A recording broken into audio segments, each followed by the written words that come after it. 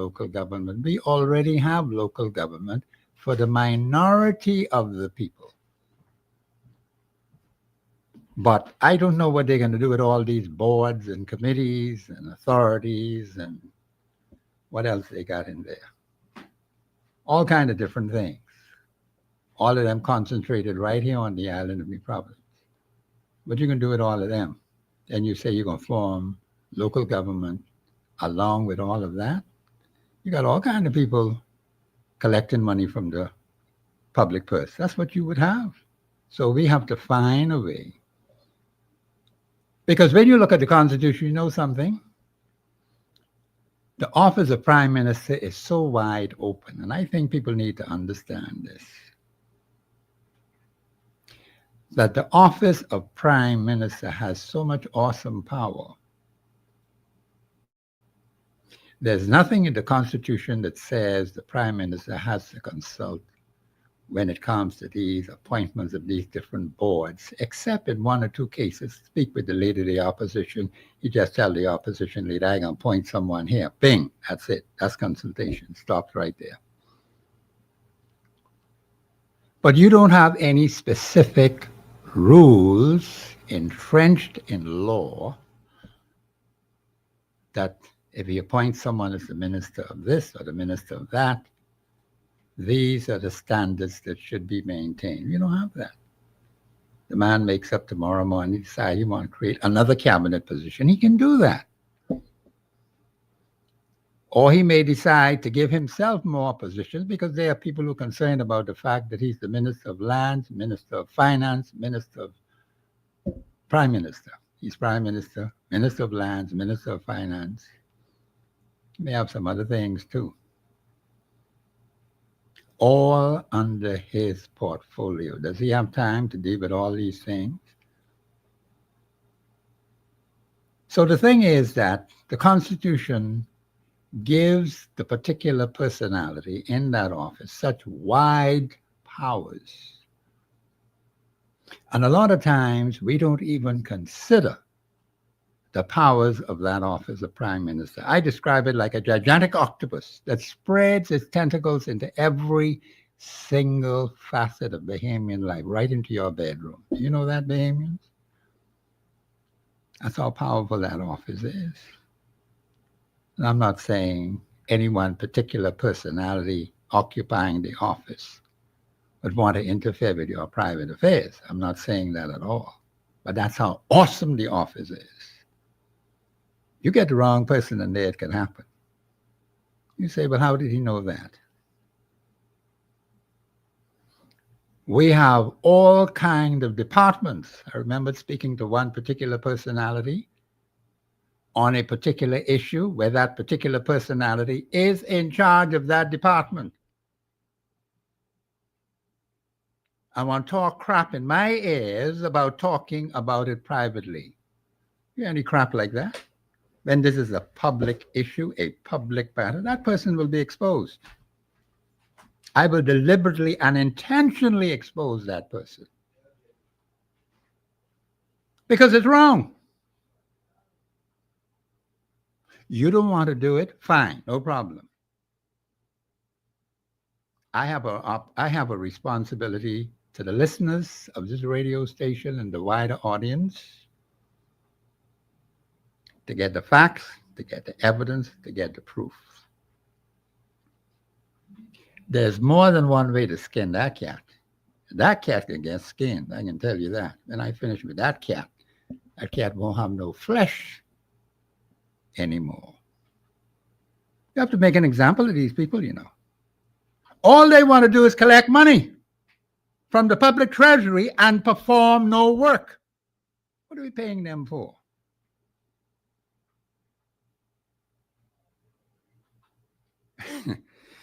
Listen, let me just get off that before I say something I shouldn't have to say. I got to be careful with these things.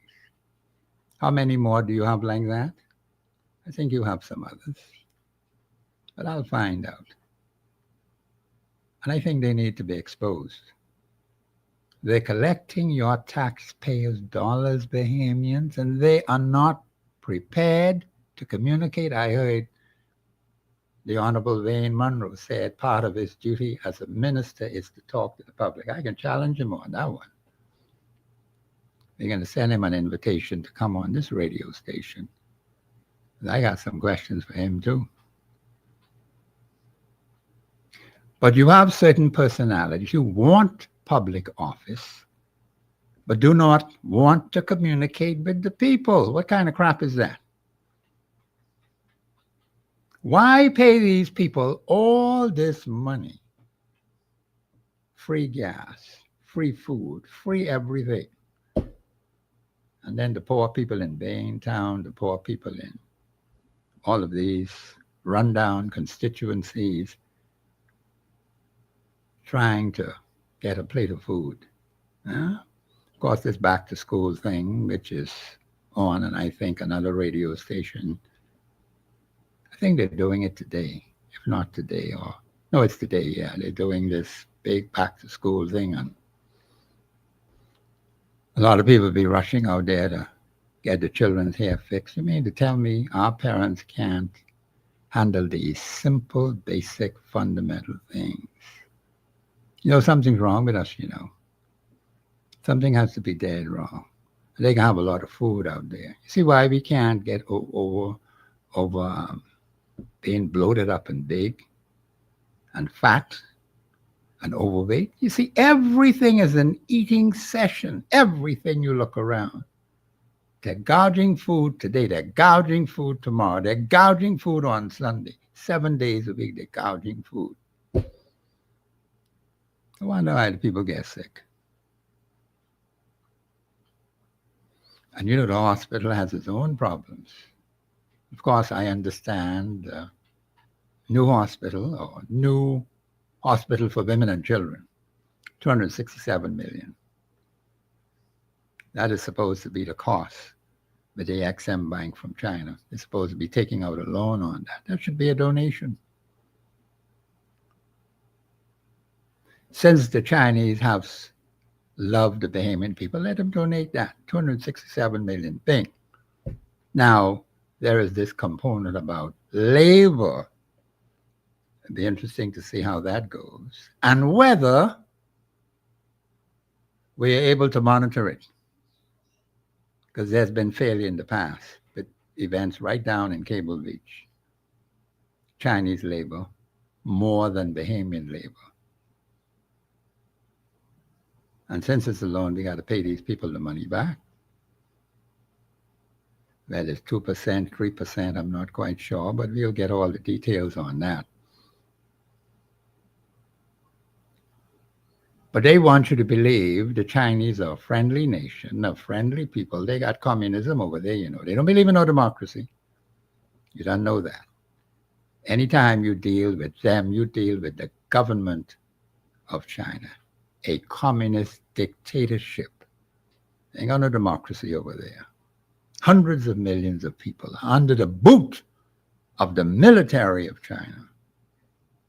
They need to talk that, you know. So don't mind them smiling and giving little presents here and little presents there. And they have resources to do that. And I called in on a show before I came on this show.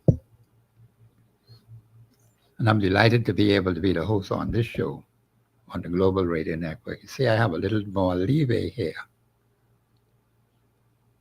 But let me just say this to you. In choosing candidates, and this is something that I think we need to understand, not because a person is personally successful in his or her career does not qualify them to be a fit and proper person to be a representative. Do you understand that, Bahamians? Let me repeat that because you mightn't get it, you know.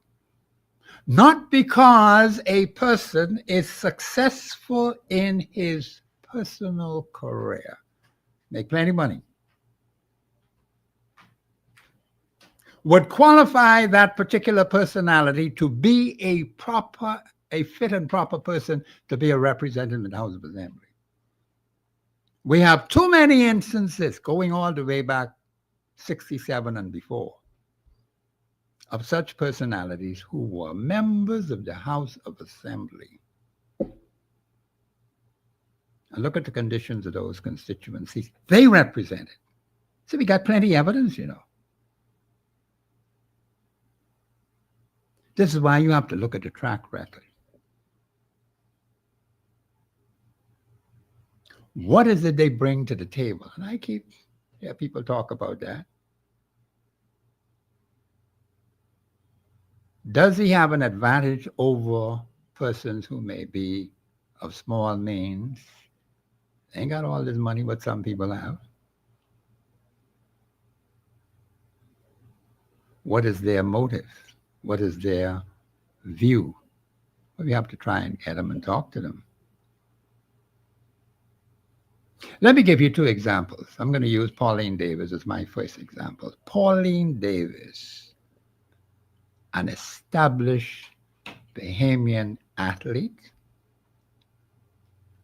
gold medalist for the Commonwealth of the Bahamas. Pauline Davis Thompson. She's a Thompson now. I just remember now. She's a Thompson. Pauline Davis Thompson. A successful athlete in her career, gone to the top in the world.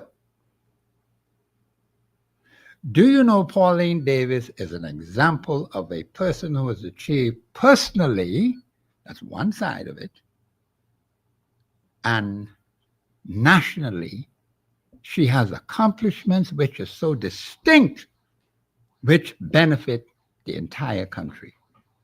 See, there's a difference between the two, you know. She's an established athlete, successful athlete. And she's now on the world stage, world-renowned personality who can lift up athletes in this country and take them to the world. That's national. She doesn't lift up herself. She's a humble lady. They can try and get her on the show one of these days. She is an example of a person, one, personal achievements on one side, two, national achievements on the other side. How many people you could find like that? Pauline is working on behalf of the Commonwealth of the Bahamas. She's using her gifts, her talents to help her nation. That's the example we need to see. I don't know if she want to get into the political arena. That's a different kettle of fish altogether. But I'm just trying to give an example of persons who have made personal achievements, outstanding personal achievements, and also national achievements which are clearly defined. She went to the top of the world, Bahamians, and she's recognized around the world in track and field. For the Bahamas, she pushes for Bahamian athletes. She's training even Bahamian athletes to go to the top, along with others. Come on, Bahamians. I use an example. Next example, I'm going to use a politician, Sir Lyndon Oscar Pinling. Sir Lyndon Oscar Pinling was successful as an attorney, successful as a father and a husband. Dame Marguerite Pinling stood by him through thick and thin, a strong family bonding. There were many times he had to leave the children, and Dame Marguerite Pinling had to look after those children because he was on the nation's business, Bahamians. Tremendous achievements by Sir Lyndon Oscar Pinling. We can see his personal achievements, and we can see his national achievements and international achievements for the Bahamian people. He gave his life. Now, see, that's the one who gave his life for the Bahamian people. Do we have politicians like that today? You got to stay right there and make all kind of money from his legal business. It was brilliant. But here was one who was successful on the personal side, and here's one who's successful on the national side. So that's two. I can stop right there and ask you if you know people like that. Because there are some others I could call. Do we have politicians today who are prepared to give their lives for the Bahamian people? All them fellows who say they won't be in the House of Assembly. Huh? Another outstanding one is Sir Randall Fox. I know Sir Randall Fox personally. I know his wife, Jacqueline Fox, and of course his children, Rosalie and Francis and David and all them others in there. I went to school with them. They graduated in '69 from St. Augustine's College. And I used to visit the Fox house. They were living on MacPherson Street. His wife could cook good, you know. We used to have dinner there. After school, we go there. Of course, Oscar Johnson's wife, on top of the hill where I'm living now, she always invited the children. Oscar Johnson, of course, he was a fierce man. He didn't take no nonsense from nobody. That's another one who gave his life for his people. So say I gave you more than two, I gave you about four. Famous is the kind of people we need today. We don't have them. Where are they? You show me one right now who's sitting in that house who is prepared to sacrifice his life or her life for the people of the Commonwealth of the Bahamas. Jesus said, greater love had no man than this, that to give his life for his friends. Do you think they're prepared to give their lives for their constituents? As we have had others in the past did.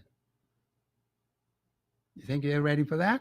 Well, we need them kind of people to sacrifice. Let me just stop right here. I got my guest here, Brother Cartwright. Cartwright sitting right here. You want to get in the conversation. The Cartwright, you got to forgive me because sometime when I get off, I could talk till Christ come back. This is Professor Sidney McCarter, Walter Thompson, my special guest, Brother Cartwright. Brother Cartwright, welcome to Open Line Friday on the Global Radio Network, 99.5 FM. Good afternoon, Professor, and good afternoon to the Global 99 audience, internationally and locally, and our great producer, Mr. J. Liz. Professor, those names you call it, no one could say they did not make a contribution to growth of this beautiful nation. They gave their lives for the Commonwealth of the Bahamas. And I'm one of those who always looked on some from the religious side. One of who I knew was one of the authors of our Constitution, the late, great Carlton Francis. Oh, yeah. I didn't remember him. Yeah, you're and, right. You know, yeah. We go through the list. One. We had persons like the Reverend late H.W. Brown. H.W. Brown, yeah. And the late Ari Cooper. Oh, yeah. Yes. And so... I didn't. Yes. But anyhow, you could add them. Yeah, and so when you look at it, we've had gifted athletes. Oh, yeah. Great politicians and great religious leaders. Yeah. And I always tell people that when you look at the Constitution of the Bahamas and the preambles of it, you see the makeup of what makes us Bahamian in the area where they combine our religious belief into our political guidelines, that how this new country, which was back then the British colony of the Bahama Islands, to become the Commonwealth of the Bahamas, we saw where we combine our faith and we combine the way we live all into one to say, this is how we want this country to grow and move forward. And people always like, you sure? And I said, yes. The founding fathers did a tremendous job because when you look at the articles in our Constitution, there are only 136. But the main thing is that out of those 136, over 100 of them have entrenched. Means that the only way you can change those things, those articles, is with a referendum. Because why? They wanted to have an input from the people. Yes. They didn't just want it to go sit in Parliament and do as they feel. They wanted to say, hey, we appreciate you for sending us here. So here's our reward to you. Whatever we do, majority of these articles, we will need your input. And for instance, especially in the area of citizenship, they made sure that every article in our citizenship clauses is entrenched. So means that any changes to it had to be done with a referendum. And there was, I can't remember the clipping that I saw on YouTube one time this year. And I think this was an American gentleman was speaking to our law, some grouping of law enforcement. And he had someone in the background read out part of our Constitution. And he told the guy to stop when he says that Christian and principles and values. And he said, stop. He said, I am not a Bahamian, but I wish my Constitution had those words in it because he said, those are powerful words. Very powerful. And he said it encouraged you. And so when you look at what we have, and I always tell Bahamians, I said, take your own time, sit back, and do your research on your Constitution and appreciate it, because everywhere you go around the world, there's no Constitution like this. None. People pray they can have a Constitution Amen. like us. And we just sit back and we allow things to be done this way, allow things the other way.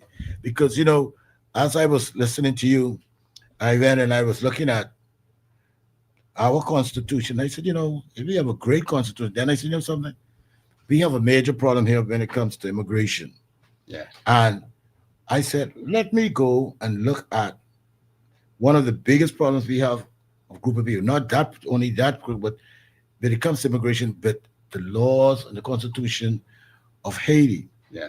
And I pulled up the Article 296 of the Haitian Constitution, and it states that all codes of law, handbooks of justice, laws, decrees, and orders currently in force will remain in effect as long as they don't contradict the Constitution. Yeah. This article essentially grandfathered into existing laws and regulation, ensuring continuity and stability. And what it said is based that even though Haiti has changed their constitution over the years, make amendments, that particular article they kept. They modified other parts of the other articles, but that particular article, because this article goes all the way back to Mr. Jean-Claude Duvalier, where he made the presidential decree. Yes. So when they made their amendments after he was moved out of office and they created a new constitution, they kept that article entrenched. Yes. So it tells you that when it comes to their policies, and even when they do their citizenship, you have to now make sure, according to the decree, which has to be done, then you have to make sure it has been registered and printed in, which is their gazette, which was called the Le Monitor. And you have to emphasize also that the decree Yes.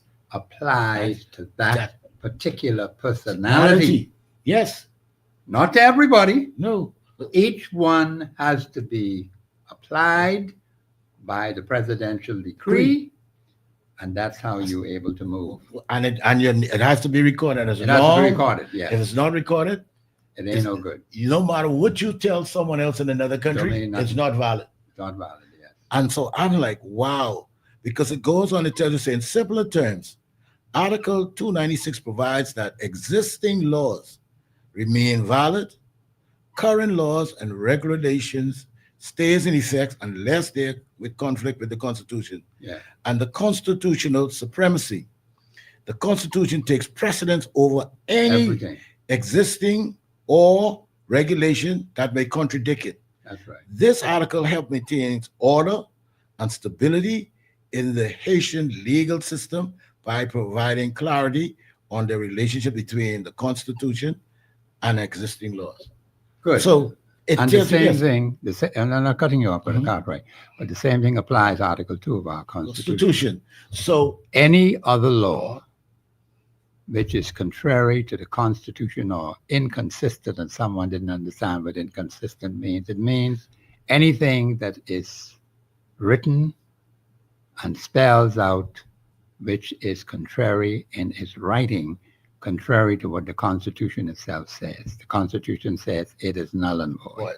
right off the top. And so you have two different constitutions saying the same thing. Same thing, yeah. So when you hear people saying to you that, oh, they use it this, and I said, no, that is not constitutionally No, it's sound. not constitutionally sound. Yeah. So everyone, and like I told people this, every person who comes to the Bahamas and applying for citizenship has to follow the guidelines in those articles on citizenship. Yeah, And if you don't line up, if you miss one, you're off you're off. completely. Means that you will not be able to be ratified. No, you can't. So you have to meet all of those all of the according to which quotations. status you're trying in that constitution you're applying at. Yes. You have to meet those. And if you cannot, So now let's make it clear to the Haitian people in particular, since Yes. we're talking about the Haitian Constitution. No Haitian none. could ever qualify to be a Bahamian. No.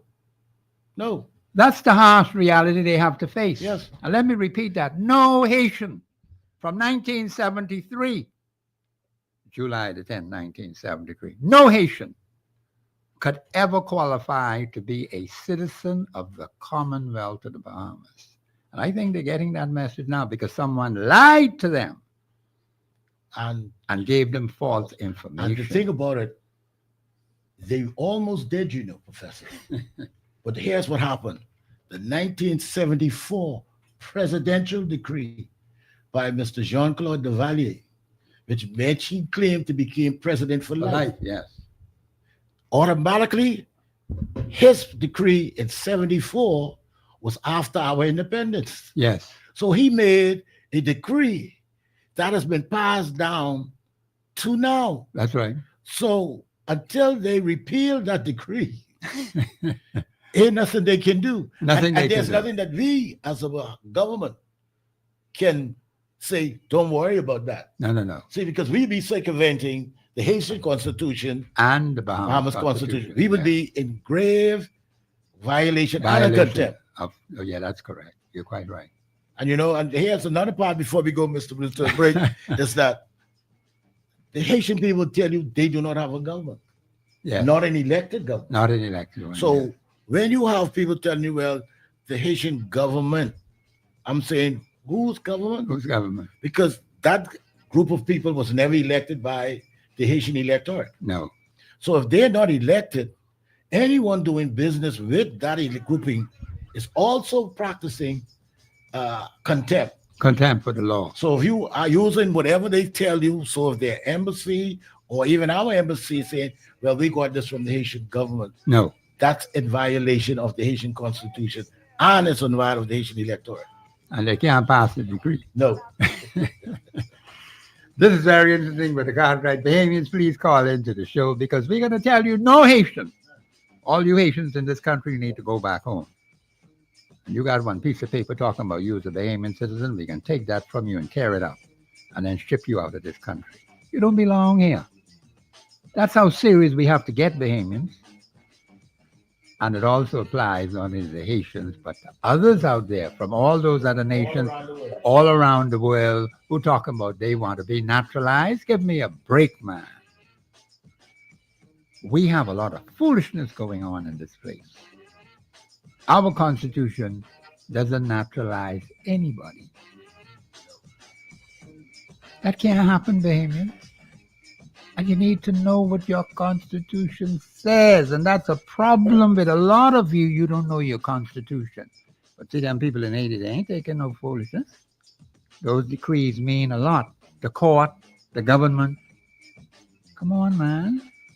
They set the law down. And there's nothing they could do about it. So you as a Haitian, you're Haitian for life.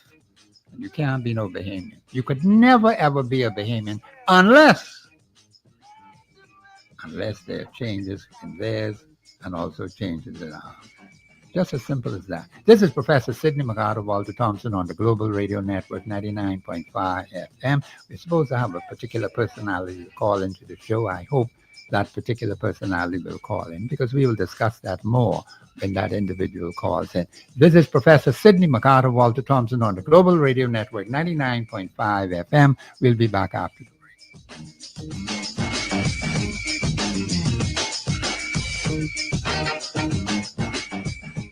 Express Yourself Live will return right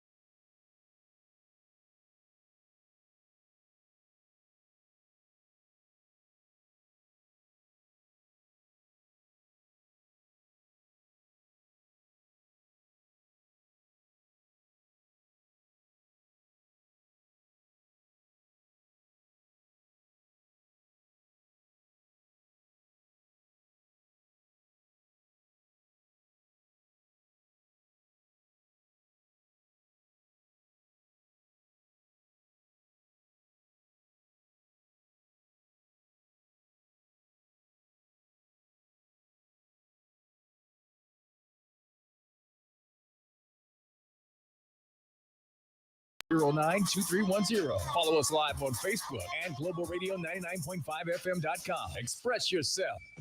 This is Professor Sidney McGarver, Walter Thompson on the Global Radio Network 99.5 FM. This is Open Line Friday on the Global Radio Network 99.5 FM. This is Professor Sidney McGarver, Walter Thompson, your host today on this radio station. And let me repeat, no Haitian could ever qualify to be a Bahamian. Do you understand that?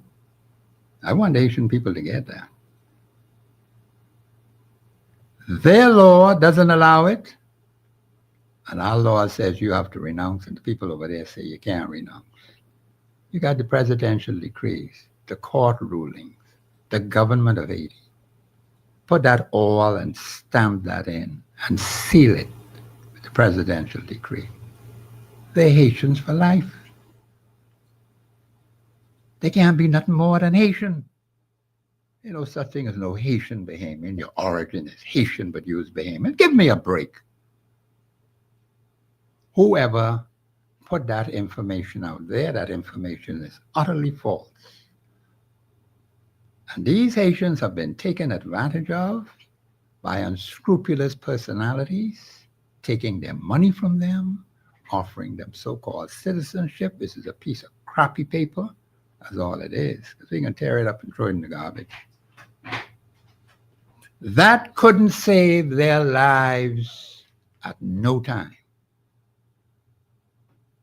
And we ain't giving you no break, because you're here in the country illegally, and there's only one thing for you to do, go back to your country. They want you as no resident. You don't fit to be no resident. You have violated the law. I don't get any benefits. Like we want, or as some are saying, to give you benefit. Give me a break, man. 52 years I have suffered as a citizen of this country, a bona fide citizen of the country, and I must give you a break. You got to be crazy. You know, break for you. And nobody else who's been here legally. But this is the only country you don't know. You're going back to your own country. You can't stay here. It's just as simple as that.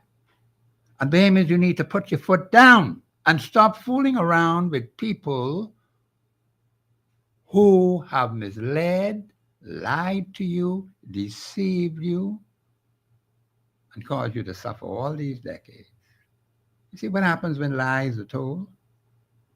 When misinformation is given out. I told you there was a lot of misinformation about our Constitution. And look what has happened. We're in this mess that we're in now. Immigration is a major national problem. Citizenship is a major national problem. And once we can get this citizenship issue resolved and immigration issues resolved, a whole lot of things will just fall away. And that will happen because we have the law on our side, we have the Constitution on our side, we have God on our side. And the laws from Haiti stops them from giving up their Haitian citizenship. And our law says you got to give it up in order to apply to be a Bahamian citizen. Brother Cartwright. Yeah, you know, Professor, I always say to people that even in Haiti, you saw where they had a case where a gentleman, businessman out of Texas, Yes. Haitian born, and was living in the U.S. And he had applied to run in the election. Yes. And the National Assembly and the de facto government was like, no, no, no, no. And so he went to court. And the court read and ruled and said, listen, he did not give up his status. His status, yes. Because we have nothing, the president, the decree, Yes. but we see nothing in the monitor stating that which had to be done. It had and to he be had done. given Yeah. up. And he's given it up. So for you guys to say he doesn't, he meets the qualification, and that is a precedent. Yes, it's a So precedent. now any Haitian abroad, as long as he can prove that he did not have his personal stuff in the monitor, he can still return to Haiti and run because those were the criteria that they had to show. Yes. So when you hear people, then you see now that the embassy saying that they're giving letters. No, The embassy is only represent the policy of an elected government. that's right. And this government here was never elected. This de facto grouping was never elected by the Haitian people. And the embassy cannot give out anything that is constitutionally sound Against their constitution. against their constitution. Yeah, So we have to also take it our responsibility as a government, as an elected government of the Bahamian people, that's right. and follow the constitution guidelines that is before them That's to right. help them govern. Yes, So if someone doesn't have that representation, then you don't have to honor whatever they tell you or whatever they give you that's correct. because it's null and void. Null and void. Bahamians, we want you to call in on this now because this is very important.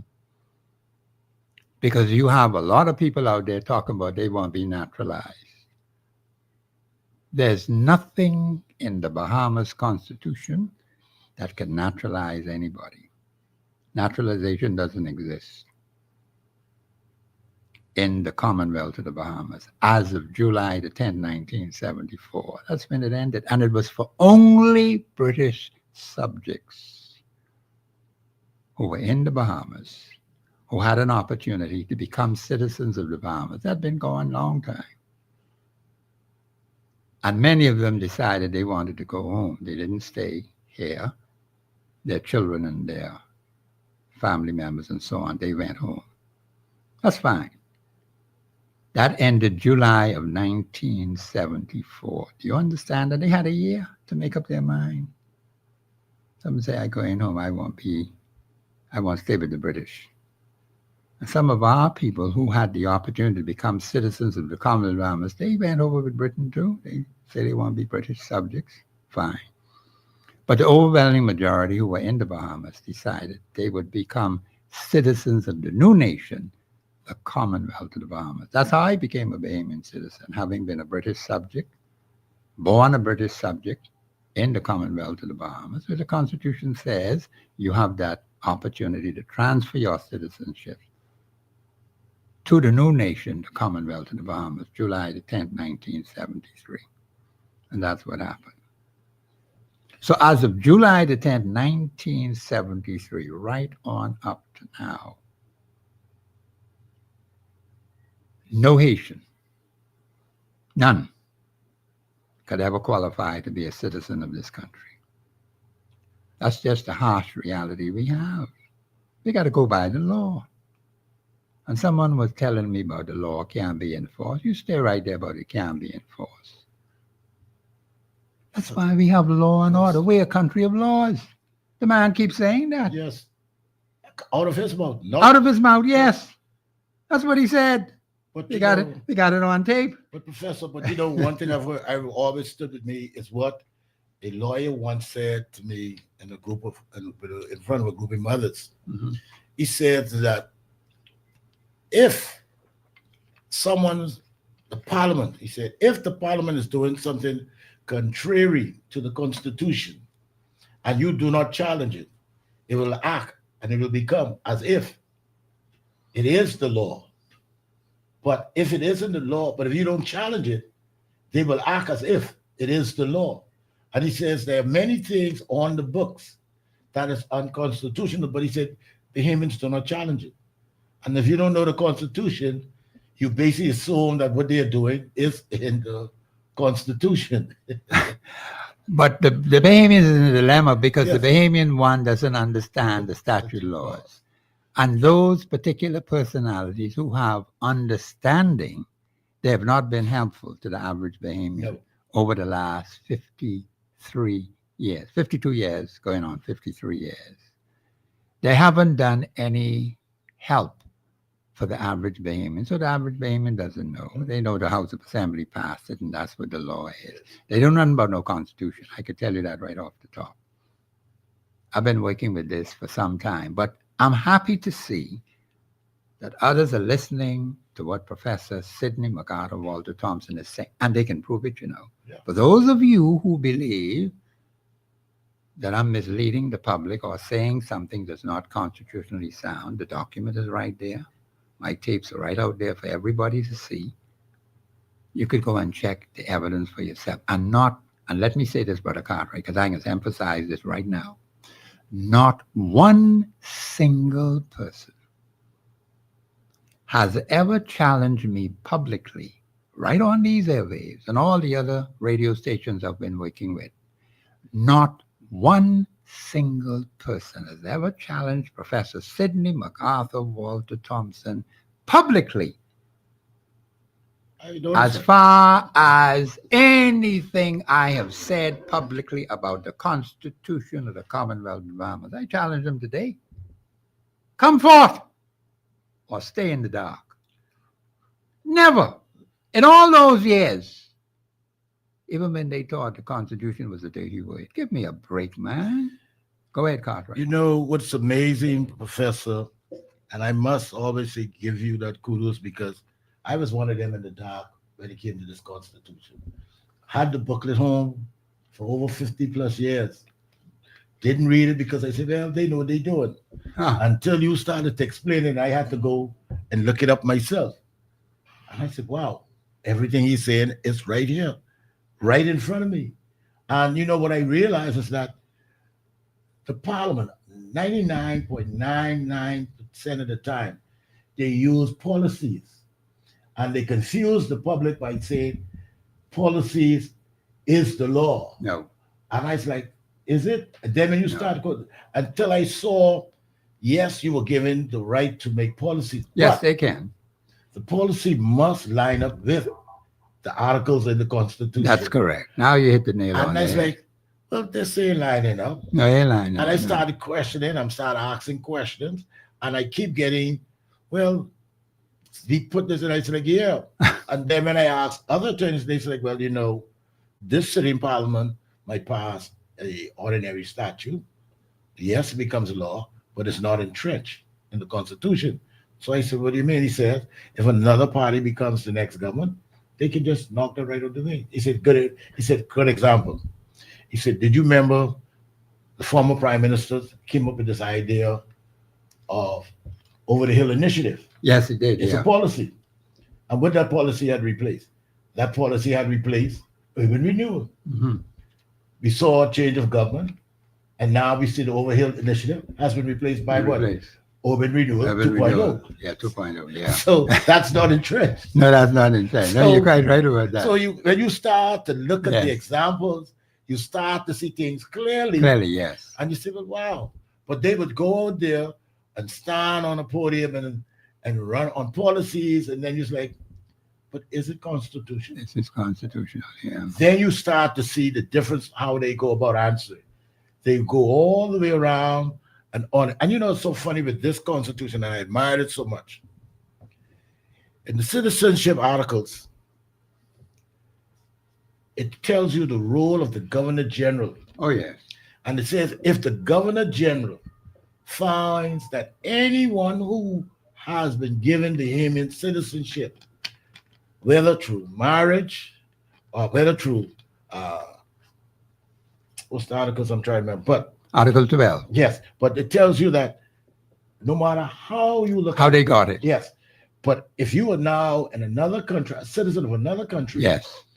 with all the rights as an ordinary citizen, Yeah, all the rights to pertain Yes, to citizens of citizenship that particular to the country. country. Yes. the Governor General has the right to take away not that citizenship, but your Bahamian. Bahamian citizenship. So here I'm saying, if That's I right. go to another country, the Governor General finds out he can strip me of my Bahamian citizenship. Of course he can. But you are telling me, the Parliament is saying to me, someone else from another country can come here and just declare and become a Bahamian. Become a Bahamian. That puts you at a terrible disadvantage.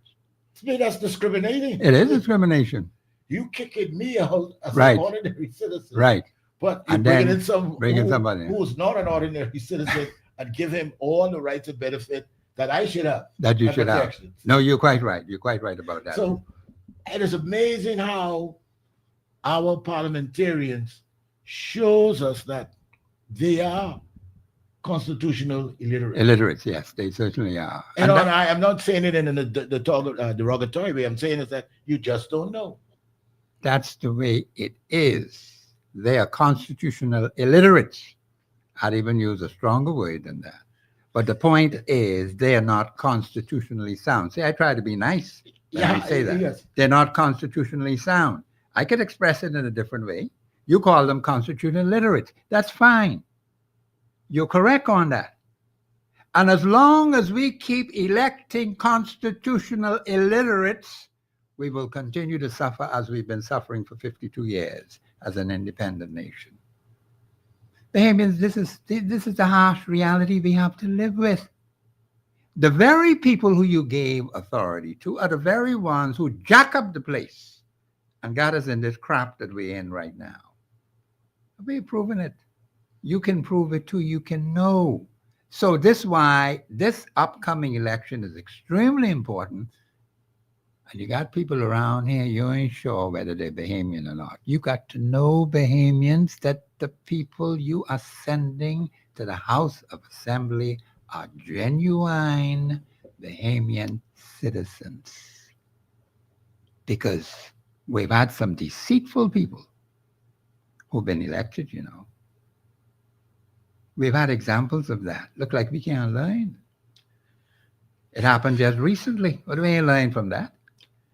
And you got some there now, very deceitful, pretending to be Bahamian, could not qualify to be Bahamian. But you got them running the place. How we get like that? Go ahead, Brother Carter. You know, Professor, it is amazing that when you speak into that level, that how we don't understand. Like right now, we've been hearing that the Parliament is going to be looking to discuss biometrics. Yes, I'm going to try to get that passed on my show next But week. I went through AI, Google it, and I said biometric systems when it comes to electoral systems. Yes, They said one is very complicated. Two, it said it takes roughly between 1 year to 3 years, or 1 year to 36 months okay. to fully, properly implement it. Implemented, yeah. So I was like, we have in the corner, because here's the thing. The former administration did something with an ordinary statute. Yes, they did. And they said, all Bahamians who voted in the last general election, you no longer, if you have not removed yourself from your residence, you do not have to re-register. So that means that I'm on a permanent register. Now we have a governor saying now they want to go to biometrics. So if you go into biometrics, you have to but everybody has to change. Those who are permanent and those who are going to vote for the first time. Yes. And those who have moved. Yes. So you see, now you have two dilemmas, and actually three, because Well, actually three. Yeah, you're right. so You corrected you're now yourself. using three. a new system.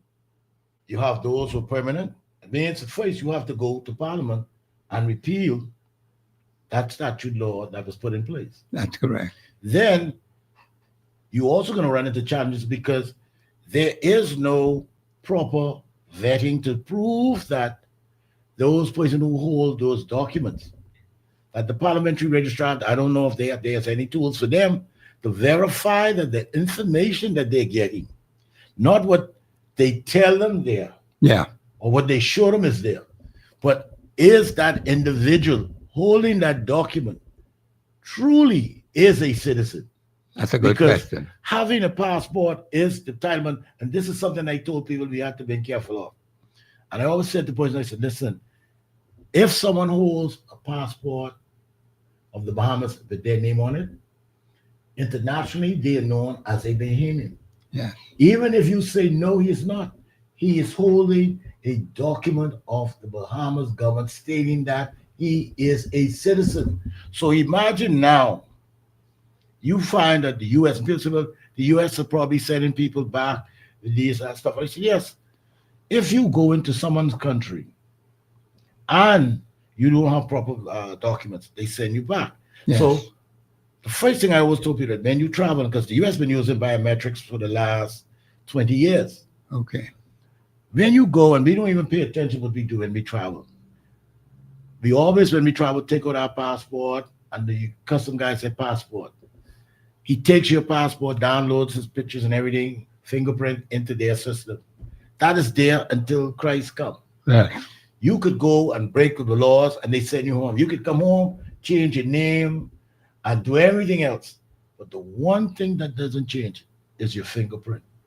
And when you put that name, that system into the system, everything comes up. You can change your name, but your fingerprint can't change. So even when you find people traveling to the US without Bahamian documents at the time, and they get sent out of the country, and they come into the Bahamas and buy Bahamian documents or have someone falsely facilitate Yes. for them to have it.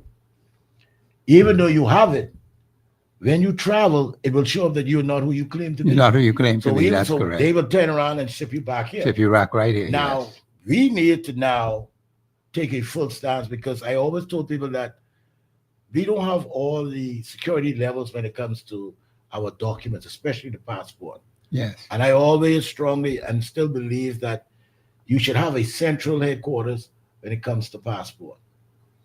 You should never have whereby that you have passports being issued or all over the place. That is true. Yes. You can have where you can take application in the islands and you mail it in to the central location. The central location looks at all of your information and they call you in, verify. And I think we need to now be very careful now how we're using these affidavits, because Yes. That we are is now true. having affidavits been used loosely. Yes. And what I've seen, like in countries like the Turks and other places, they go far back as asking you information on your grandparents and even great grandparents. Great grandparents. So they yes. want to see your lineage and your connection to this place that Of you course. want to be a part of. Right. And also, you see whereby that they are very, very peculiar who meets their standards, who comes in. And we now going away, because I think you are a JP, Yes. I am. and you one of those JP of yesteryear. Oh yeah. Today, now we look around everywhere you turn, on every corner. It's like we say you have a church in a bar, and I said, Right. we have a church in a bar, and someone with a JP. A JP. Yeah. That's correct. And so we have diluted the status of a justice of peace. That is correct. And, that is correct. and yes. it's sad because it was a position that we all look up to. Yes. And when you hear, well, Mr. So-and-so is a JP, everyone in the community knows, well, yes. Okay. Yes. He is a man of integrity, or she is a woman of integrity. Of course. You yes. could not go to them to have them sign off on a document if they didn't know you personally. Exactly. And if they didn't know of your family, that's how they took it seriously. And that is the way Yes. that is the way it was back in my day, because I've been a justice of peace for more than 30 years. And the only one in my area right now, I'm still the only justice of the peace in the area where I live, because Baltimore had that position that was vacant for many years. The authorities, if they decided, okay, Mr. Thompson, we will give you that vacant position. And I've been in that for more than 30 years in the community. There's no other justice of the peace that I know of in Fort Castle. The point is, today now, I mean, you got all kind of gigolos. The office of a justice of the peace, as you correctly said, has been diluted. Some of these people don't know how to spell their own name, but they got a title, justice of the peace. So it really makes all of us look bad because of the foolishness and the nonsense that people are doing. My reputation as a justice of the peace is extremely important to me. I've exercised caution and restraint because I've had people come to me looking for papers to be made up, and I told them, no, I will not do it because you're not according to law. And they offered money. I remember one fella came with $1,000. That's 10 Blue Marlin, and the Queen's head was on it. He wanted papers. I said, what kind of papers? He couldn't explain what he wanted. I said, well, I can't help you. But it's unfortunate that we have dropped so low, and we've had a lot of things happen in this country. by justices of the peace. It has tainted us. All of us have been tainted with this foolishness. So everybody looks at the justice of the peace with such suspicion. And in a way, you can't blame them because they've been hoodwinked, they've been lied to, they've been deceived. But you have a proliferation, just like you have proliferation of bars, you got a proliferation of justice of the peace on every corner. Probably two and three of them on the same friggin' corner. Okay? That's what has happened in this country, and that's why we have all of these problems. They've become a nuisance. You got a whole dray load of them now. Everybody wants to be a justice of the peace. You dilute it, you make it weak, it becomes ineffective, and it becomes unproductive. I have the music in the background. Callers, we want you to call in, because Brother Cartwright has some very interesting things. We want to say, let's talk about this citizenship thing, man. And what's happening to the country, what's happening even with the justices of the peace. I'm a justice of the peace for 30 years plus. But the point is, we have problems. We have to deal with these problems. Don't sit back and just be quiet. That's why the country is all messed up today, because we have sat back, we've allowed this crap to happen. Now we have to face the music, and it's going to get worse, because you ain't seen nothing yet. You just wait till the real pressure comes down. Then you're going to start crying and say, woe is me. But let's not wait for that. Let's do something about it today. The lines are open, 326-0272-813-0271. This is Professor Sidney McGarta Walter Thompson on the Global Radio Network, 99.5 FM. This is Open Line. We'll be back after the break.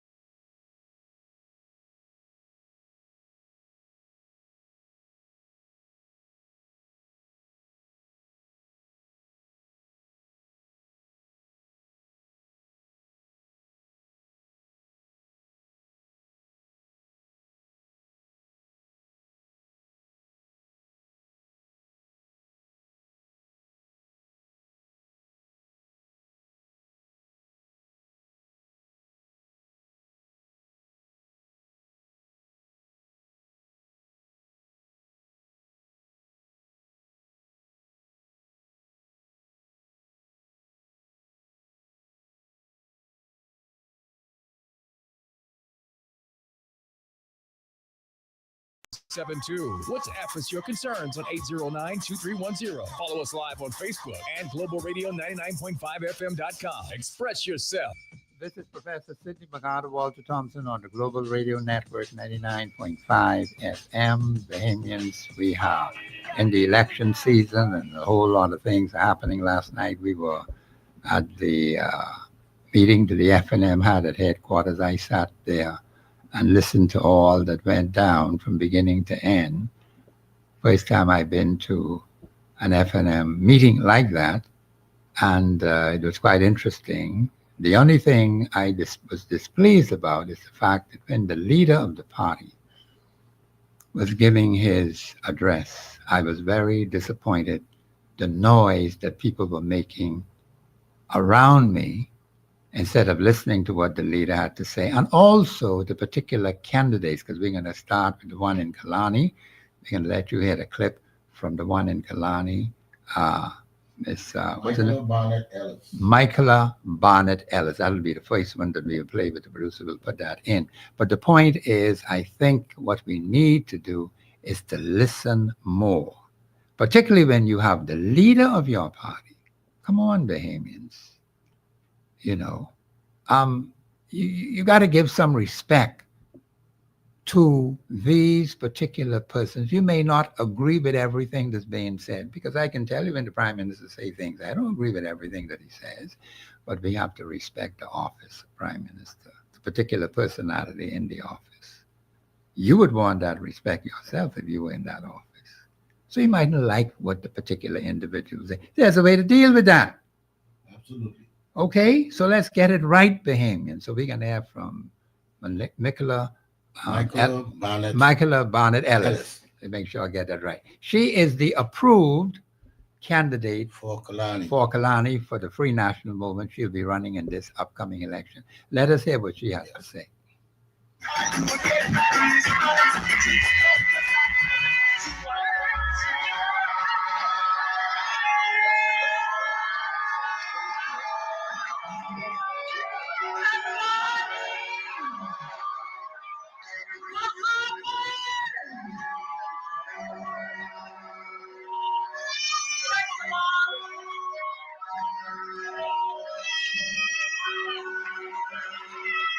What a night. First of all, I want to thank God for bringing us to this moment. I want to say I love you to my parents who are watching on YouTube. And I want to say to my family, my neighbors, my friends in the great constituency of Kalani.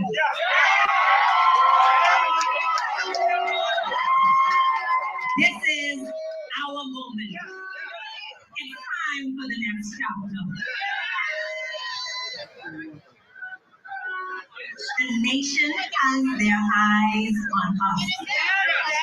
While they watch, we work. Join the movement, because we are already on the ground. And we're not going to stop until we reach every single voter. Kalani. Kalani.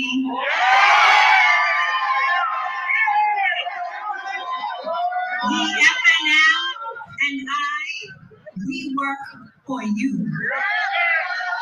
We fight for you. And with you, we will win.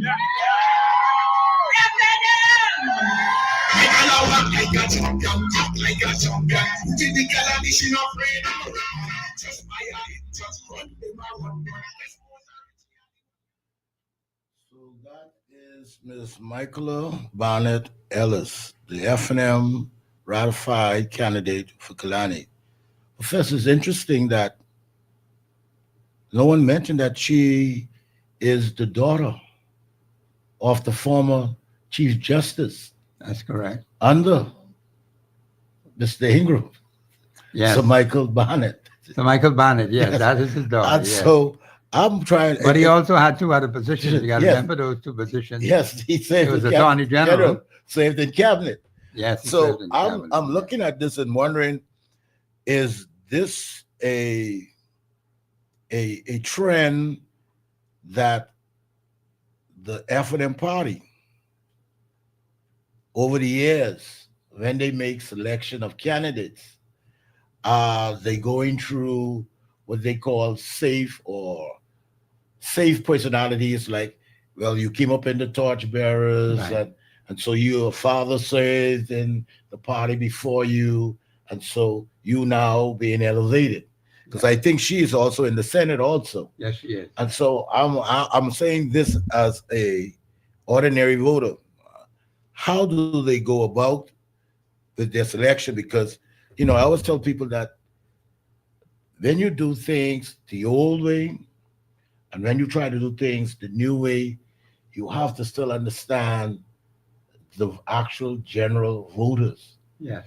And the one thing I've learned over the years with politics is that majority of the voters in a constituency are not party affiliates.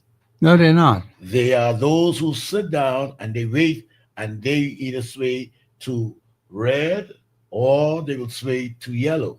Okay. Or sometimes they withdraw in and say, no, I'm supporting none. But I'm looking at it because it tells me that apparently I think she lives in Kalani. And I would like to know how is that the incumbent for Kalani, what kind of representation he was bringing. And the reason why I asked, because he has been the elected MP for that area for the last, I think, 20 years. Yes. So with the party making a shift, is it that the MP is not living up to the representation for the people of Kalani under the guise of the political party that he basically ran for 20 years? Yes. Did he meet up to their requirements as a MP, not as a prime minister or as a leader? Yes. See, you notice I'm separating. No, you have to Yeah. separate the three. Now, he started out as and still is Yes. an MP. Yes. So how was his record as a representation for the constituency stacked up for him not to be nominated? That's an excellent question. And that's what I've been trying to get the Bahamian people when I asked them over a year ago, July the 8th, 2024, about constituency issues that affect that particular constituency that they live in. And you asked a very good question, because you should be looking at the record of the particular personality who is an incumbent. And what has happened? The party owes us an explanation. We need to know what happened. Here is an individual who's been there 20 plus years and we're only speaking as the representative of a particular constituency now. We're not talking about those other things. What has happened? How come Mrs. Ellis is now representing the Free National Movement, and they have a sitting member in that particular constituency who is also Free National Movement? The party needs to explain to the Bahamian people what has happened, because it confuses people. And Okay? And Professor, on the backdrop of that, we've not heard the Free National Movement said he is no longer. No, you're correct about that. The Free National Movement has not said to us, and Bahamians, we want you to get in on this conversation now, because we got to get some help from you. You people in Kalani, call into the show and tell us what's going on.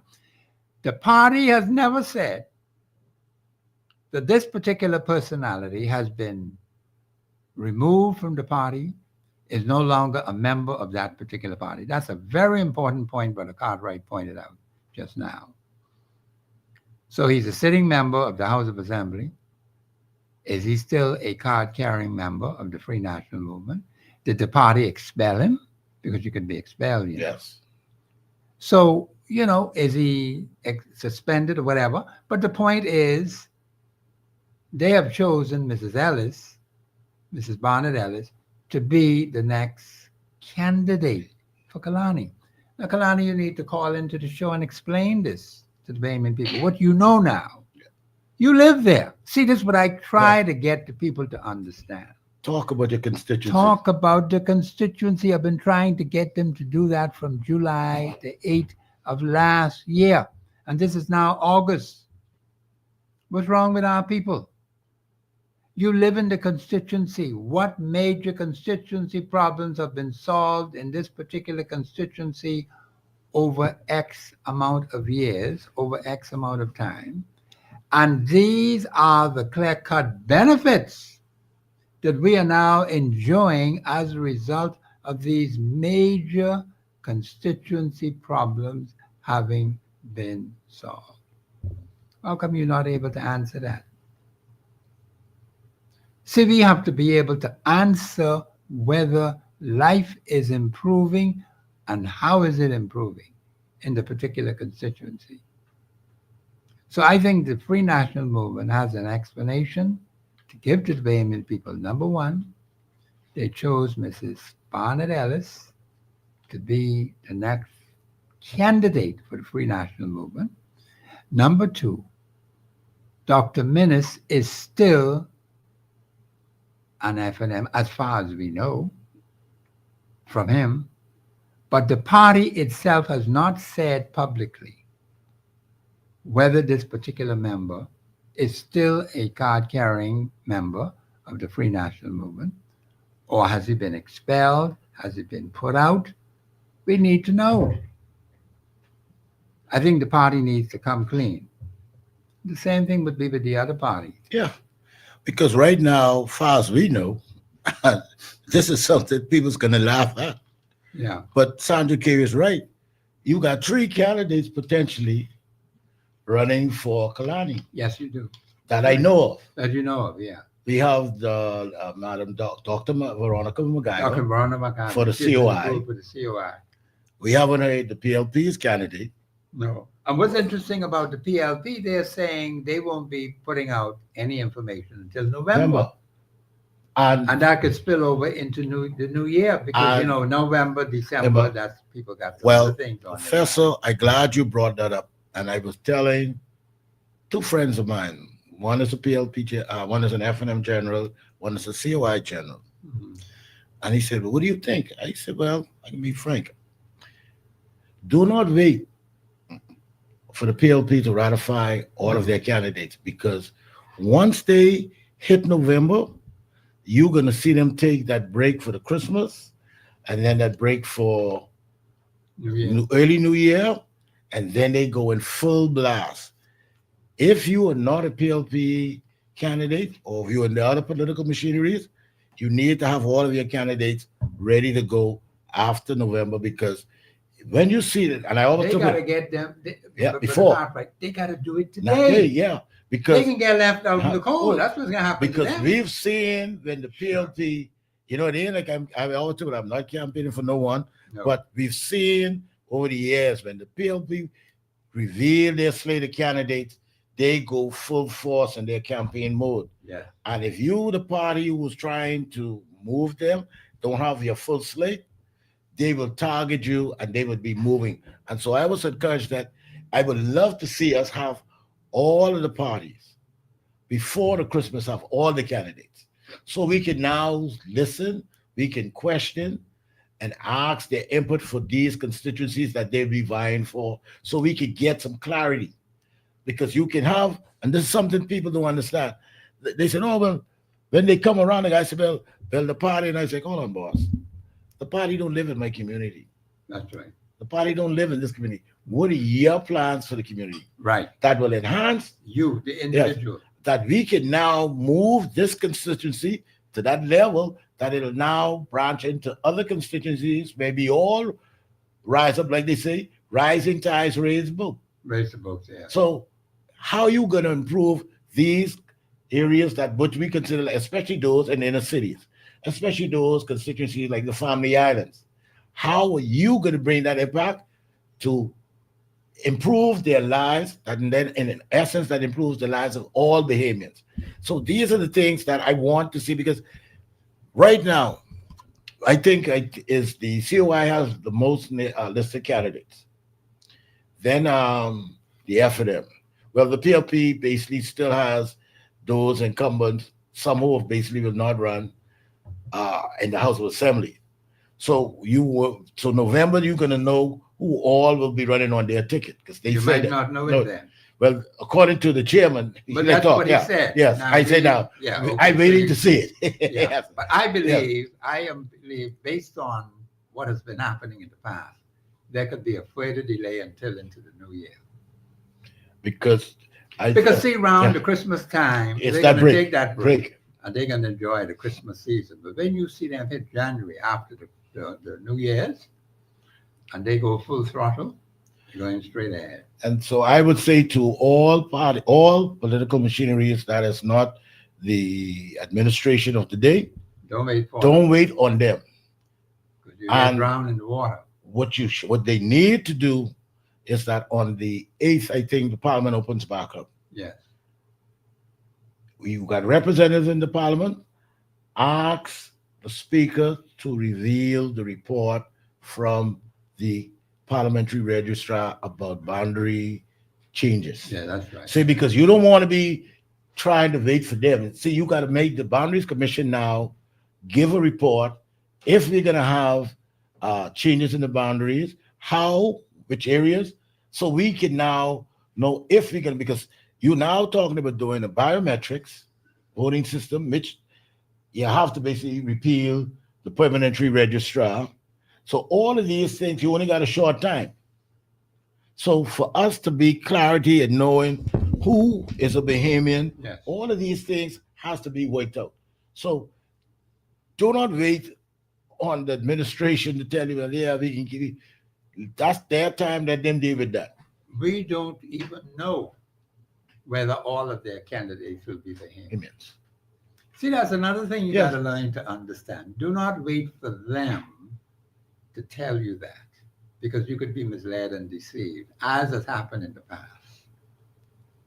We have to know as best as we possibly can ahead of time. We got to do some serious digging to be able to get information that is essential for the voters of the country, the potential voters of the country, Bahamian voters now, I'm talking about them other people, to make sound decisions and good judgments for the next general election. We will have the opportunity to do that, and we got to use it wisely. So Bahamians, this is the time now. People want answers to their problems. We haven't been getting answers to many, many problems that afflict the Bahamian people. You have to show them what it is that you have. And see, just attacking or accusing a particular party of anything will not help the cause of your campaign. It just won't. Show us what it is you have to solve the problems that afflict that particular constituency. What do you stand on? What is your action plan in cooperation with the community to make a difference in that particular community where you intend to run?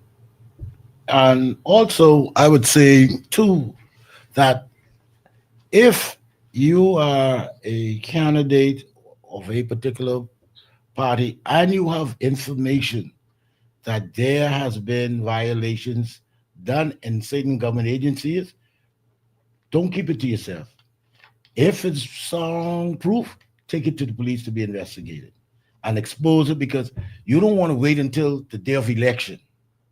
You don't want to create chaos. And this is No, what you don't need and that. this is what is, I believe that some parties are banking on chaos. And I'm like, no, if you find stuff and you know it's soundproof, take it to the police, let them investigate.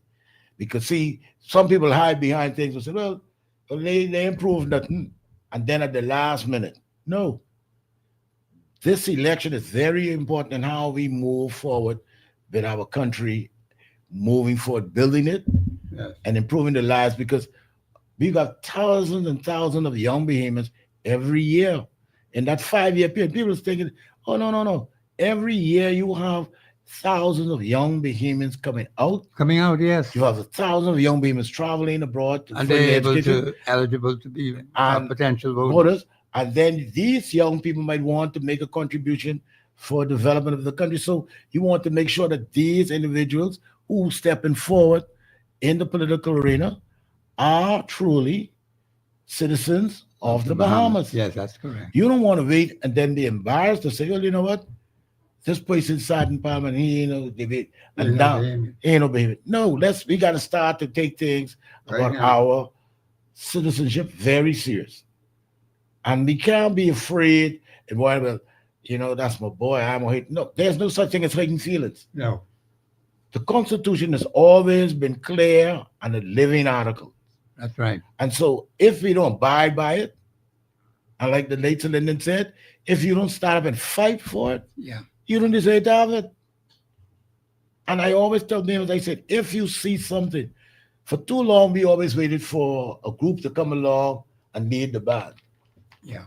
If something happening in your constituency and you know it's not up to the par of what the Constitution requires, then you take it legal actions against and say, hey, Your Honor, this is what we found not to Right. be constitutional. They cannot tell you, well, we ain't listening. We ain't not. You will have to present your case, and whoever you bring the case against will then have to prove that they do have the right Yes, that's correct. in the Constitution to be what they say they are or who they are.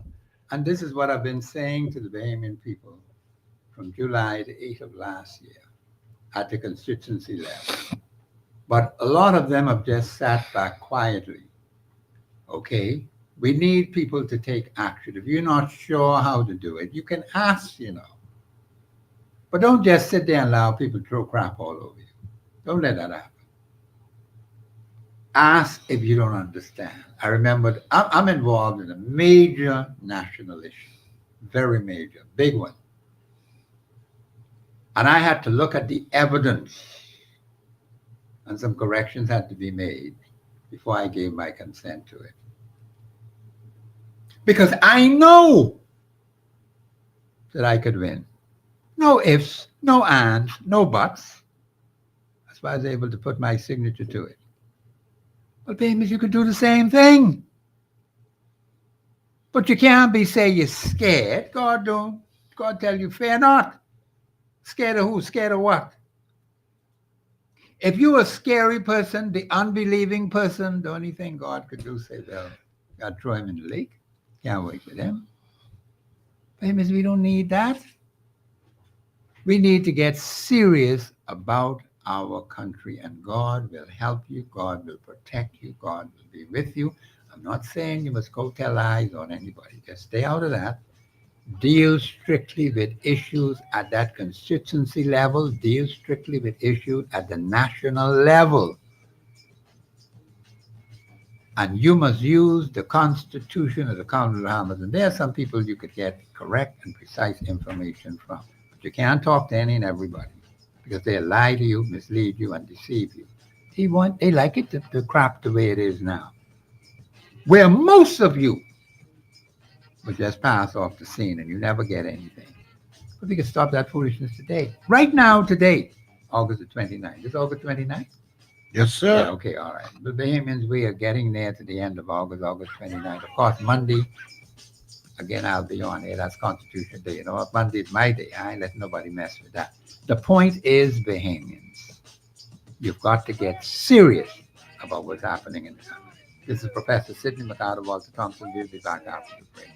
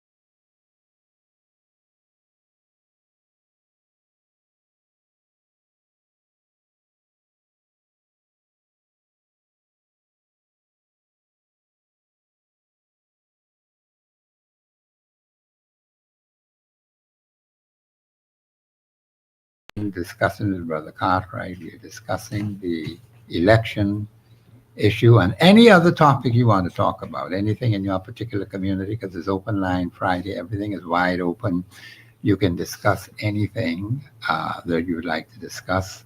And I think this election season makes good discussion. I think we just need to use it wisely. You will hear a lot of views, a lot of comments from different people. And I'm open to all views and comments from people. We would allow you to express those views. The Constitution gives you that power. See, what a lot of you don't understand, and you're not using it. And I tell you all the time, freedom to do what? And this is a direct quote out of the Constitution, man. But you ain't listening. Freedom to impart ideas and opinions without interference. You understand how serious that is? This is in the Constitution. The Constitution didn't say it has to be correct, but that's how you feel. Freedom to do what? To impart ideas and opinions. And those ideas and opinions may not even be constitutionally sound, but the Constitution says you can impart it. But a lot of you don't take advantage of that. Now, that's just one point. Then another point, Article 24.1. That last phrase of Article 24.1. You aren't even doing that. See, I just watch these things, you know. Organizing yourselves to do what? To protect your interests. You don't leave it to a political party to do it for you. You don't leave it for others to do it for you. You live in that constituency. That's why I gave you that challenge July the 8th, 2024. And here it is well over a year. And you're still sitting down doing that. You think we get anywhere like that? That means nothing happens, nothing is gained if we sit and be doing nothing. Nothing from nothing leaves nothing. And that's why I have to be involved, not only with this major issue, major national issue, and I'm enjoying every moment of it. Well, Professor, Yeah, go ahead. if you notice, I've noticed that last night, Yes, sir. at the F&M headquarters, they had ratified 7 more candidates, bringing their total to 24. Okay. But I will go through the few, and then I think I will save the person who I believe the producer has ready to queue up, but I will call the other names who have already. Well, you ratified. can do that, yeah. Okay. I see they have Miss Heather McDonald for Angliston. Yes, that's correct. Yes. They have a Mr. Surfrin Roll for Tall Pines. Yes. They have a Mr. Lincoln Deal for Freetown, Miss Travinia Clark Hall for Seabreeze, and Mr. Travis Robinson for Fort Charlotte. Fort Charlotte, yes. I don't know if the producer has Miss Donnelly Pan Mackey for Southern Shores ready. So we'll listen to hear her input, and then most likely after we will hear what the leader. the leader of the F&M has to say. As soon as it's ready, Mr. Producer, let us know. And Okay. he says ready? Yes. Oh, okay, good. Mr. Producer, go ahead and put it on because we want to hear from the leader as well.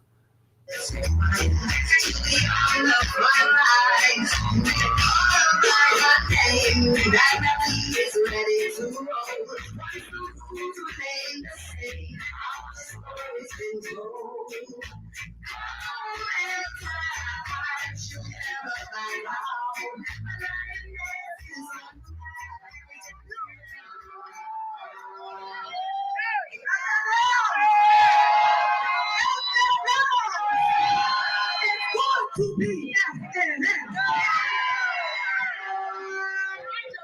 Listen. I got a good introduction. And I'm going to tell you who I am again. I am Donnelly Penlocky. And I stand before you as the chosen candidate for Southern Shore. You see, my mama always told me, you don't mind the noise in the market. You mind the price of your fish. You see, there's been many talks about Southern Shores, many speculations and excitement about Southern Shore, and who will get the nomination. Well, look at God. When the boots are hard, and we will be standing. I would like to say a special thank you to the council and the executive body of the Free National Movement, Mr. Nelson Ferguson and the Association of Southern Shores for affording me this opportunity.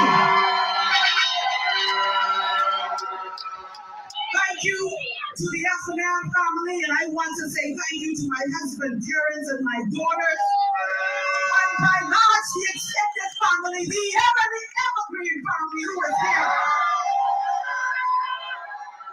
I want the wonderful people of Southern Shores to know that the work begins now. I will be coming to knock on your doors without any promises I may have. But I am coming to hear your concerns so that we can put a comprehensive plan together to enlighten, improve, and empower the people of Southern Shore. I want to work for you. Now, where is ZNS? I want ZNS to zoom this camera in. Zoom it in up here. Let's go, ZNS. You see, there must be some movement out there. I heard through the grapevine that the PNP wants to send the general manager from ZNS. But I want him to know this. This train has left the station. This train cannot derail. And I want him to know that at the end of the journey, there is a big gold sign that says, victory! Victory! Victory! Fire up and ready to go. This lioness is on the rise.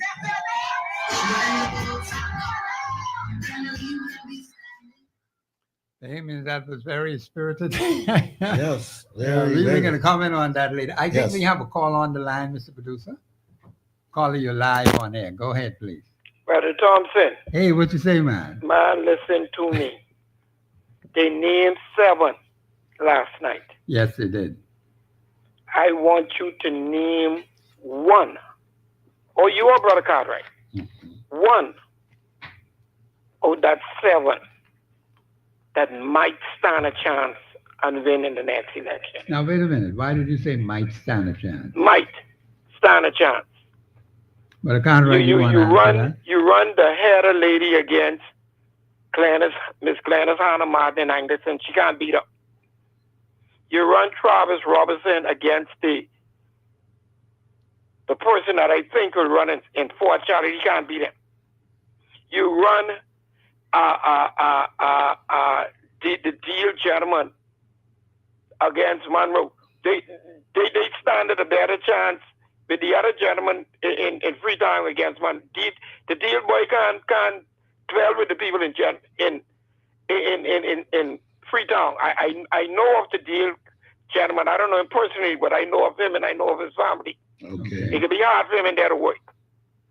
Now the gentleman in Tall Pines, he in the wrong. As far as I see it, he get put in the wrong constituency.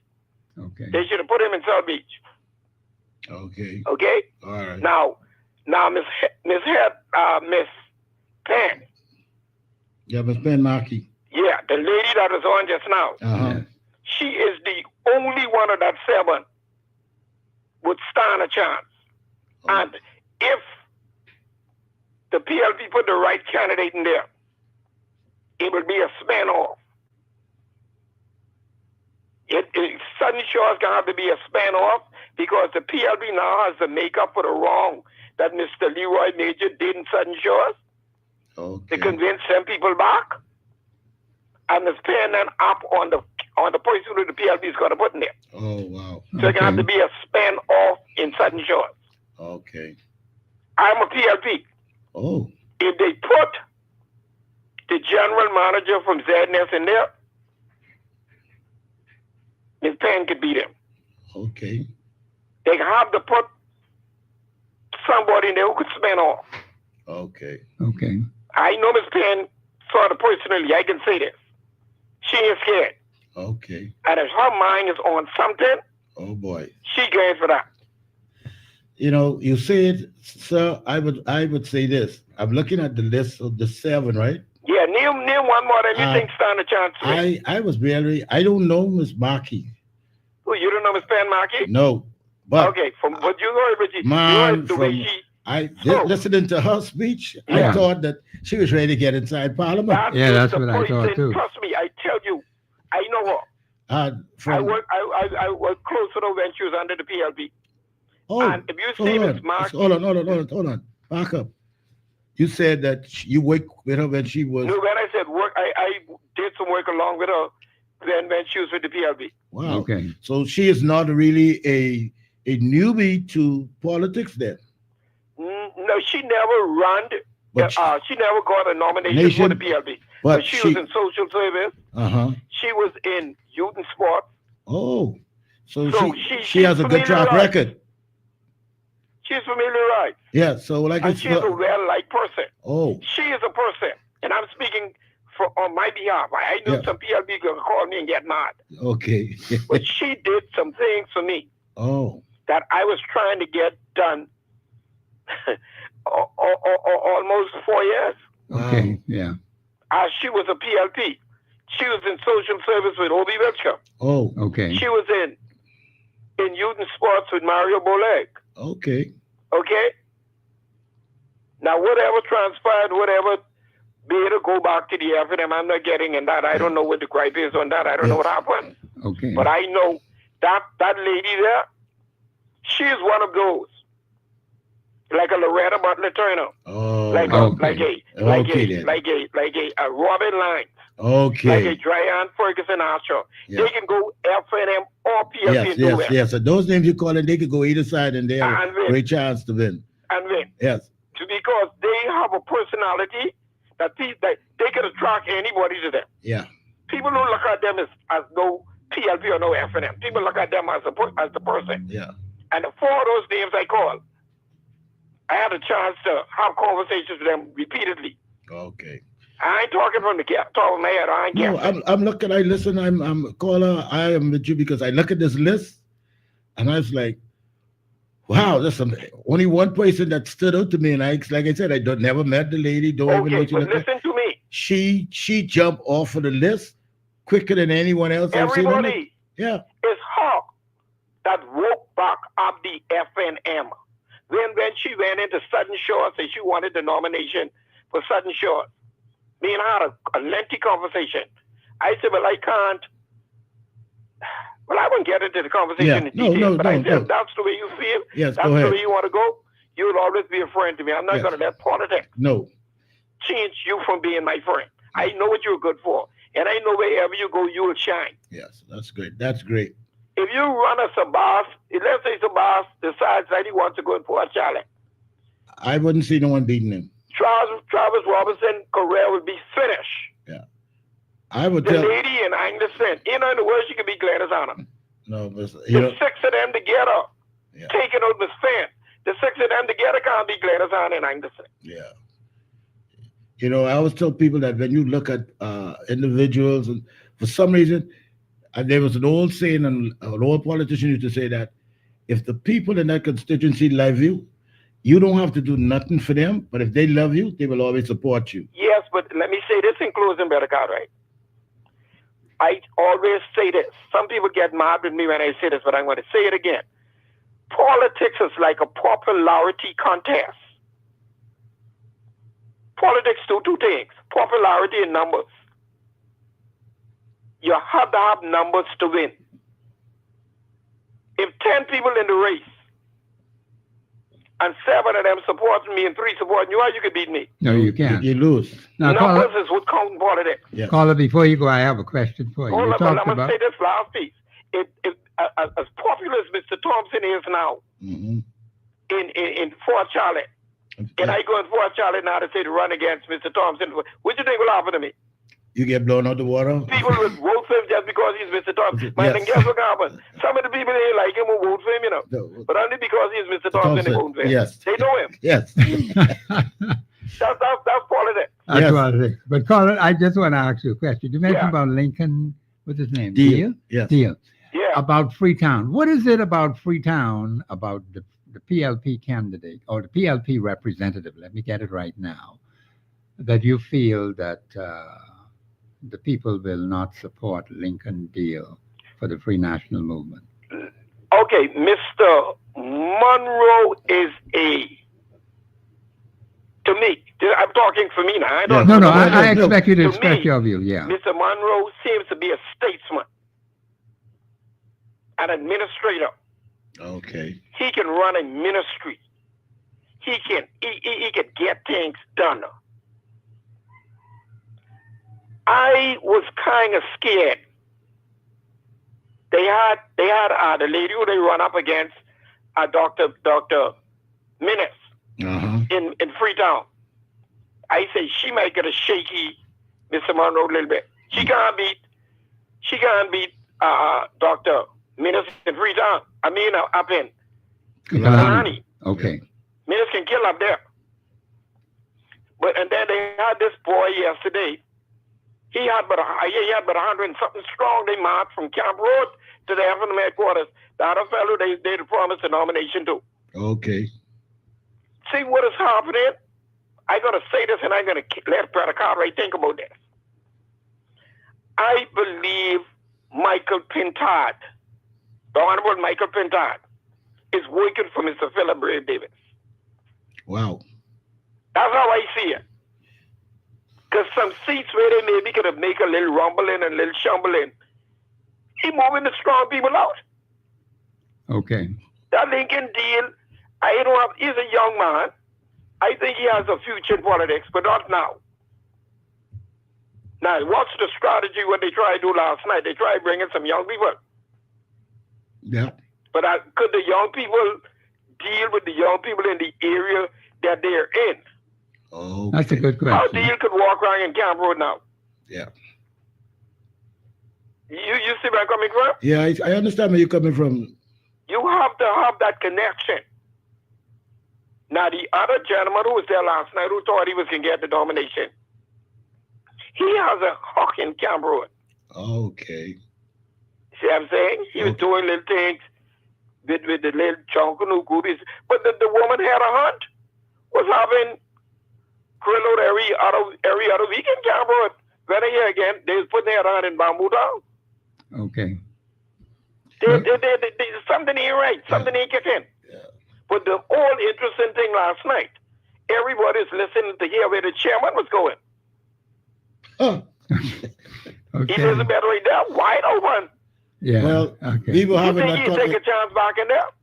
a conversation off air about Okay. the strategies. Yeah, I got to continue listening, but speak, Brother Carter. I can listen to you on the Caller, thank you for your contribution. But before we make a comment, Professor, I would like to hear what the leader Yeah. of the Well, we're party. gonna ask the Yeah. producer if he has that tape Yeah. up now, and then we could hear that, and then we Because could move into. This caller last week, man, he laid some things on the table. No, but he did, and I would like some answers. I like some answers too, because Okay. that's a good contribution. Is that tape ready, Mr. Producer? Yeah, it's Okay, ready. It's ready. Go ahead, Mr. Producer. Put it on for us.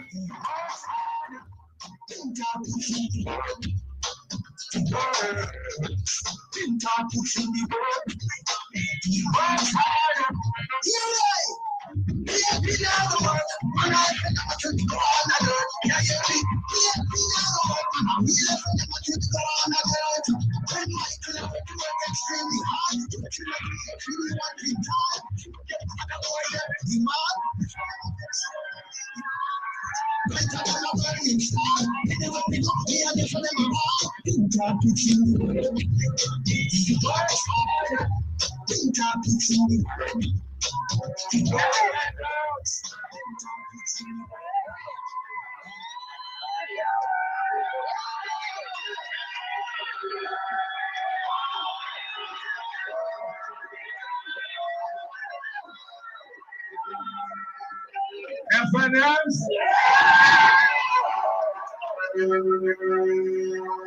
These some amazing people behind the FNM.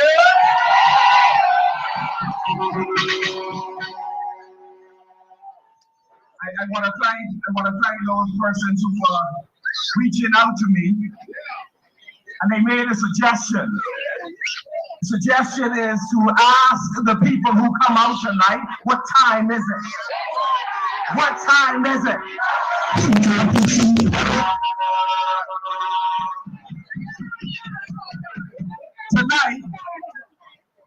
Tonight is all about teamwork. We took the time to evaluate well over 100 potential candidates. And we wanted to find a team that recognized who they work for. And so today we are one step closer to choosing the full team that recognizes that they work for you. They work for the many, not just for the few. Our team already includes 9 women. We promise you that we would return to the tradition established under Hubert Ingram, where it was extremely important to have qualified, talented women around the table. It cannot be right that 51% of the population are women, and they are disproportionately underrepresented in the corridors of power. It was a promise we made, and it is a promise we will keep. We promise that gradually there will be a generational shift, that we will select talented young men and women, and we will put them in a position that they can be successful. And so some may question why some went where they went. I'm here to tell you, we do not want to disadvantage the next generation. We want to give them a legitimate shot at being successful. And so tonight, teamwork is what's happening. We want the new who are energized, filled with vision alongside the veterans. It is important to have young and old step together. It's important to have women and men similarly committed to your transformation together. We wanted leaders who are prepared to lead even when the cameras are not rolling, when the lights are off, during good times and bad times. That's what we did tonight. You know, there are some leaders, they're only good at leading when they are in charge. But when others run things, they can't govern themselves. No such leaders on that stage tonight. Because what do we say? We say to hell with that kind of politics. Their day is over. And no reverse. Because we want persons who understand that we work.